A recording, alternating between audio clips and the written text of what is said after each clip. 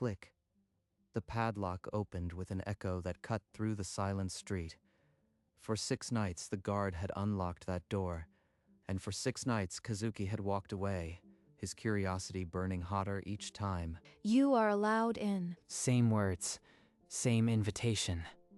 Every night. The door yawned open onto a darkness that seemed to breathe, an invitation he never requested, yet each night it pulled at him. You have permission you never asked for. Permission I never asked for?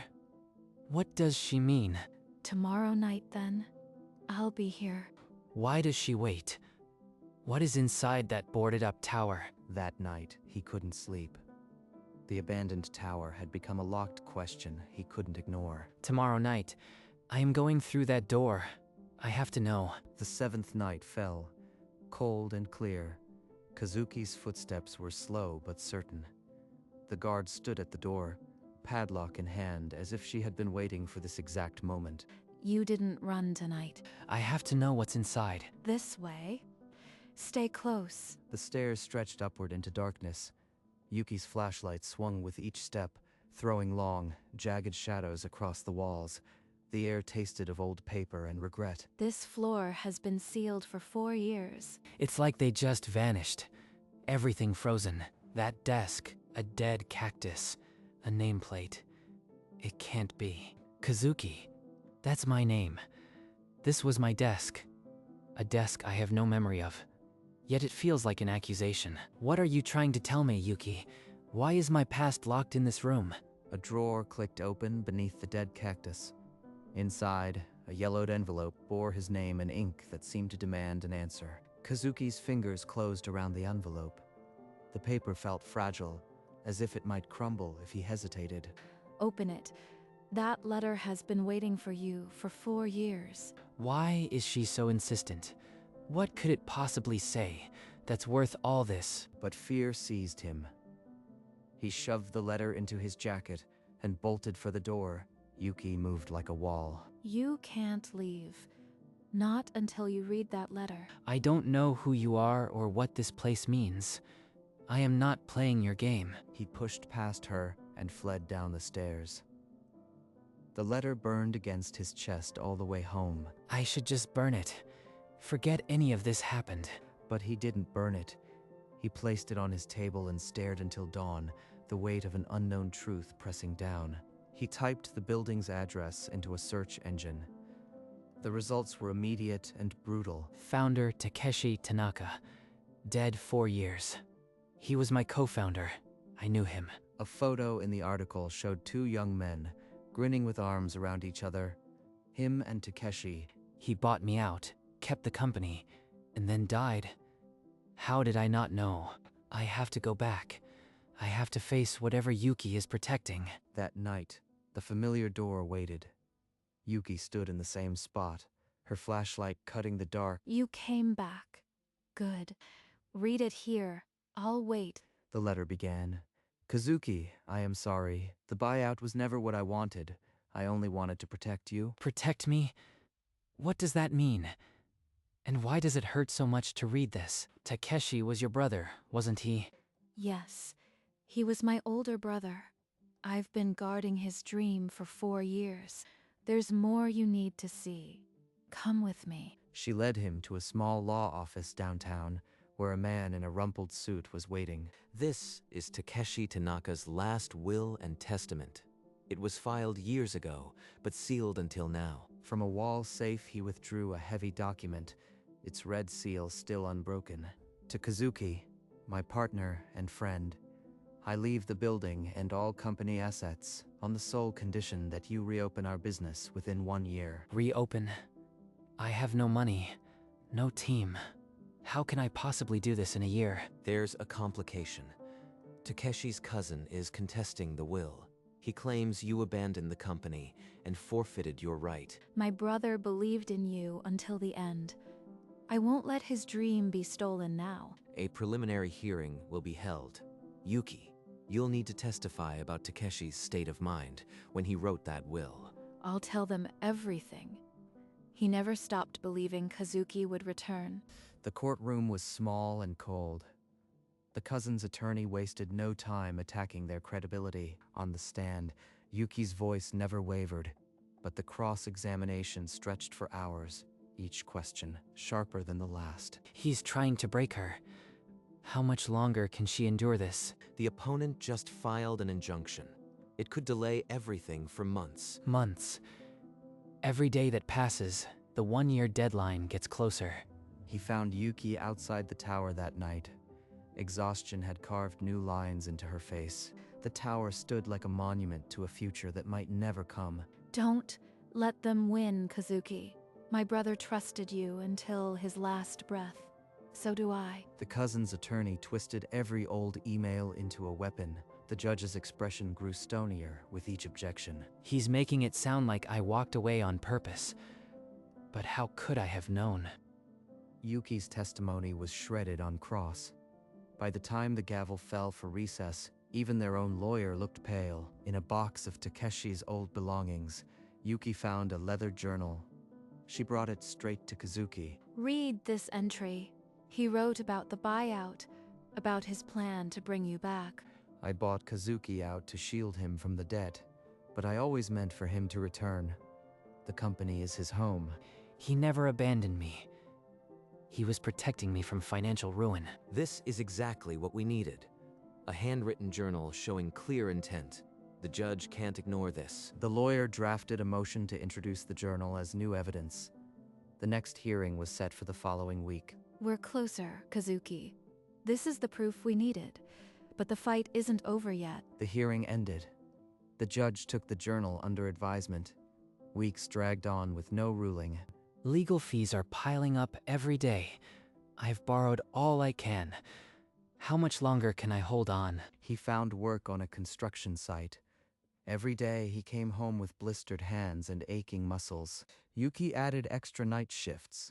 The dark circles under her eyes deepened with each passing week. Late one night, they sat in his cramped apartment, two people running on fumes and a stubborn, shared hope. I am exhausted. What if after all this, we still lose? I can barely keep going. Then I'll carry you. Takeshi never gave up, and neither will I, no matter how long it takes. In his dreams, the tower loomed, silent and waiting, a promise that refused to fade. Maybe I can't see the end, but I won't be the one who quits. Then we keep going. Tomorrow, we'll be back at that courthouse, together. Your Honor, we submit Takeshi Tanaka's personal journal and emails.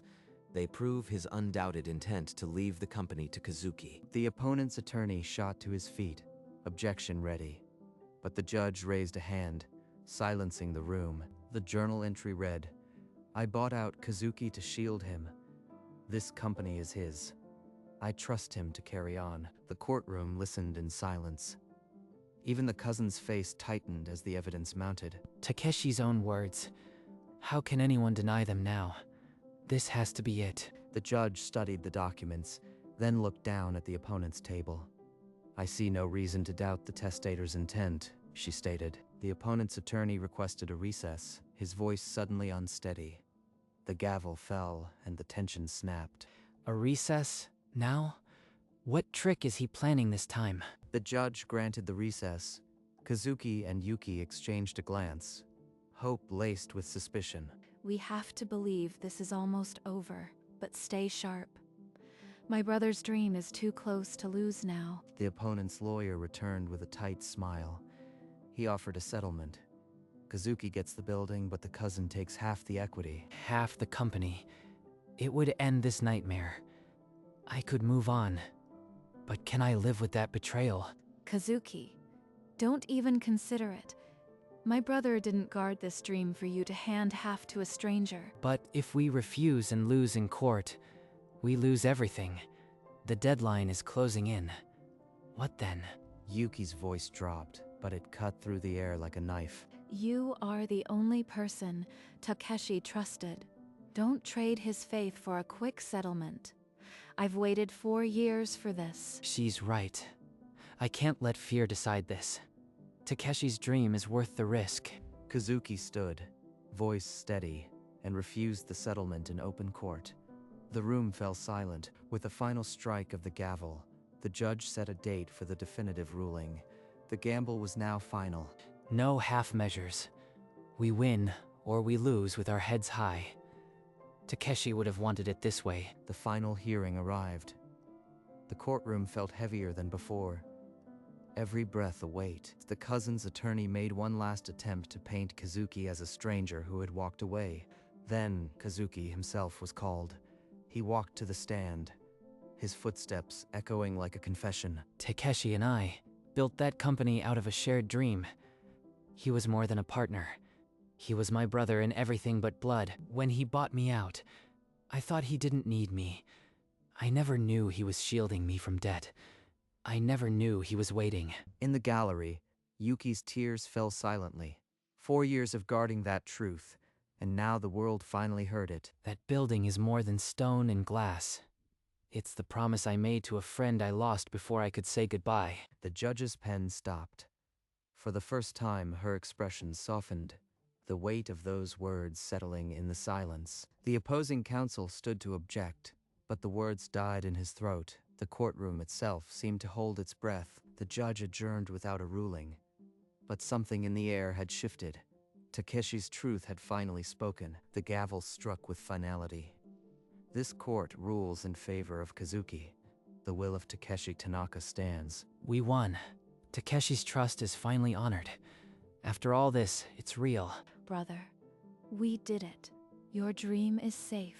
I kept my promise. In the hallway, they embraced, laughter and tears tangled together in a moment of pure relief. The opponent's attorney appeared, his words a cold splash.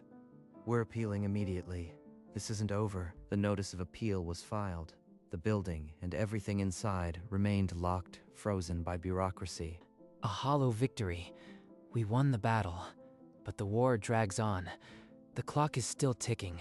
That night, back in his apartment, he stared at the calendar. Each crossed-off day felt like a taunt. No matter how many appeals, I will guard this dream. I'll stand here every night if I have to.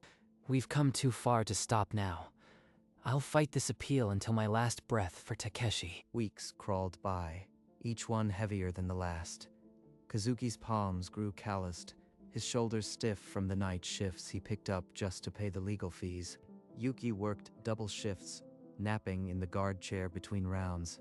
The coffee never washed the exhaustion from her face. Every evening they met in his cramped room, two souls running on fumes, staring at a calendar that mocked them with each crossed-off day. The appeal is dragging on, and my savings are gone. I failed Takeshi. And you? You haven't failed anyone. Here, read this. Not the will. His private entry. The one he wrote when he was scared too. I am afraid the debt will sink us, but I have to protect Kazuki. If I send him away, he can return stronger. That's my only hope. Kazuki's hands trembled. The ink blurred as tears dropped onto the page.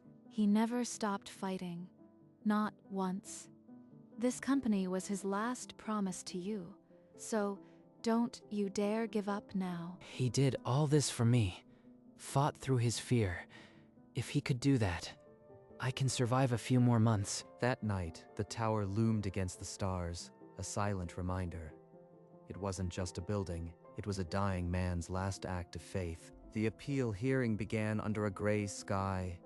The courtroom seemed smaller, each breath measured. Please let this be the end. I can't take another delay. Yuki sat in the front row, fingers laced together, her eyes fixed on the judge. The opponent's lawyer launched his arguments, but his voice lacked the earlier bite. The journal had cut his narrative. The judge struck her gavel. The diary is admitted as definitive evidence of Takeshi's intent. She read aloud. Kazuki is the only one I trust. Everything I built is for him. The gavel fell again, heavy and final. The appeal is denied. The original verdict stands. It's over. We really did it. The building is ours. Yuki let out a breath she'd held for 4 years. Tears streamed silently down her cheeks. They hugged tightly in the hallway, laughing through tears. The tower was theirs, but the deadline was already ticking. The next morning, they unlocked the main doors together. Dust swirled in the sunlight. the first light the lobby had seen in 4 years. Years of neglect had frozen the tower in time, but beneath the grime, the structure was solid. Takeshi had chosen well. Kazuki thumbed through an old employee list. Many numbers were disconnected. Voicemails went unanswered, but a few answered on the first ring. Nakamura, it's Kazuki.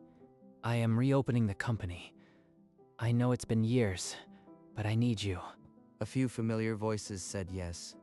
5 former engineers, a marketing lead who had taken a desk job, and 1 intern who refused to give up. They're all taking a risk, but they believe in Takeshi's dream, just like we do. They started with brooms and trash bags. By midnight, the old fluorescent lights flickered back on, humming a half-forgotten tune. In Takeshi's journal, Yuki found a hidden section, unfinished product sketches. The concept they had started before the buyout. This was the pivot he wanted. If we build this, it could be huge. We need a working prototype before the deadline. We have a team, a blueprint, and a deadline. No more waiting. Now, we build. With the office stabilized, Kazuki tailored his only decent suit and built a pitch deck from Takeshi's old sketches. The first investor flipped through the pages, his face unreadable. Then he slid the deck back. Too risky. One after another declined. Every no chipped away at the deadline. Then, a young angel investor, barely 30, sharp-eyed, leaned forward. Tell me about Takeshi, not the product. He was my partner. He bought me out to protect me from debt, then died before he could bring me back. Her eyes never left him. When he finished, she reached into her bag and wrote a check. This isn't charity. It's a bet on someone worth believing in. With the funds, they bought equipment and cleared the lab. The prototype would be built in this room. Engineers hunched over circuit boards. Yuki managed schedules, caffeine, and morale. The prototype began to take shape. This product could change everything, but we're running out of time. Stop worrying about the clock. Build it right. Takeshi would have wanted quality over speed. 3 days before the launch, the prototype shorted out during final stress testing. A single faulty capacitor had fried the main board. Not now. Not after all this. We're so close. This can't be the end. Panic rippled through the lab. Engineers argued over schematics. It was Yuki who slammed a coffee cup onto the table, cutting through the noise. Everyone, listen up. We have 3 days. Draw straws for shifts. I'll handle logistics and morale. This is not where we fail. They worked in rotating shifts, soldering under magnifying lamps until their eyes burned. Yuki brought food, coffee, and cold towels. On the morning of the launch, a young engineer plugged in the rebuilt board. The LED flickered, then held steady. The diagnostic monitor showed all clear. It works. We actually pulled it off. Thank you, Takeshi. We fixed it. But we have 1 hour until the curtain goes up. Let's get yourselves cleaned up. You are about to be in front of the world. The launch stage was set in the main lobby. The company logo glowing on a massive screen. No audience yet, but the seats were filling. Kazuki adjusted his tie, heart pounding. The curtain was about to rise. Years of grief and determination had led to this single moment. The curtain rose and applause thundered. Kazuki walked to center stage, Takeshi's old dream heavy in his heart. 4 years ago, this building was sealed. Tonight, it's alive again. This is for you, Takeshi. The prototype glowed on its pedestal. A camera flash caught the exact second the company returned from the dead. By morning, orders flooded in. The servers crashed twice. Yuki laughed, tears streaming, as she read the numbers aloud. A newspaper the next day read, "From bankruptcy to breakthrough." The startup that rose from the grave. We did it. Takeshi's dream is alive, and the whole world is watching. Old employees crowded the lobby, holding champagne. Their faces were older, but the same fierce pride shone in their eyes. I never doubted it for a second. Welcome home, Kazuki. Kazuki looked at the tower, every window now blazing with light. It wasn't just a building anymore. It was a promise kept. We fulfilled the will. Now, We build the future. 1 year later, the company had doubled in size. The tower that once loomed in silence now hummed with life and purpose. Yuki entered his office, no longer in a guard uniform, but in a crisp blazer. She carried a tablet, a small smile on her lips. The Q3 projections are in. We've exceeded every target Takeshi set for the first 5 years. That evening, they stood on the rooftop. The city lights spread out like a map of everything they had reclaimed. Every light down there used to feel like a reproach. Now, it feels like an invitation. The next morning, they visited Takeshi's grave together, a bouquet of white flowers in Kazuki's hand. We finished what you started, Takeshi. The company is yours forever, but the future belongs to all three of us. I finally kept my promise, brother, and I found a new family in the process. Rest easy. The tower in the distance stood tall, lights burning in every window, a symbol of a friendship that death could not sever. Come on, CEO. We have a board meeting in 20 minutes, no time to stand around getting sentimental. The stock price has tripled, and our latest patent was approved. The board is unanimous. This is our best year yet, thanks to you all. Let us not forget where we started. Every person in this room bet on a ghost when no one else would. Thank you. The tower buzzed with energy. Every floor a testament to the dream that refused to die against all odds. Takeshi's cactus is still alive. I water it every week. It feels like he is still here with me, in this room. The scholarship fund paperwork is ready. Takeshi's name will live on in ways even he never imagined possible. You know, you are not just the CEO to me. You are family. The closest thing I have left. Family. That sounds about right. This company was always about building something together, wasn't it? The city spread beneath them, a field of lights, each one a story they had helped write. The nameplate had once been a ghost of a broken promise. Now it was a signature, etched forever. And the tower stood, not as a mausoleum, but as a lighthouse, a promise written in light, for all to see. I still dream about the sealed floor sometimes, the dust, the flashlight, but I am not afraid of the dark anymore. Neither am I. We turned that ghost into a home. That is all Takeshi ever wanted from us. They stood in silence, the weight of the years settling into something like peace, not forgetting but moving forward. You know, I never thanked you properly for coming back, for not running away that final night. You did not give me a choice. You unlocked the door every night. That stubborn patience saved my life. It was the least I could do for my brother, and for the only man who ever believed in his dream as fiercely as I did. She smiled, no longer the stern guard, but a woman who had finally fulfilled her impossible promise. She walked into the city, the tower lights at her back, a silent sentinel that would stand long after all of them were gone. And the world kept spinning. But in that small corner of the city, a light burned on, a door permanently open. She never looked back. She didn't have to. Home was everywhere now. On the rooftop the next evening, Kazuki found Yuki already there, gazing out at the city. She didn't turn around. You still come up here? I thought you would be tired of the view by now. I used to come here because I had to guard something. Now I come because I want to remember that we actually made it. The building was sealed for 4 years. Now it has more life than ever. Takeshi would be proud. They stood side by side, not speaking, their shadows stretching long behind them.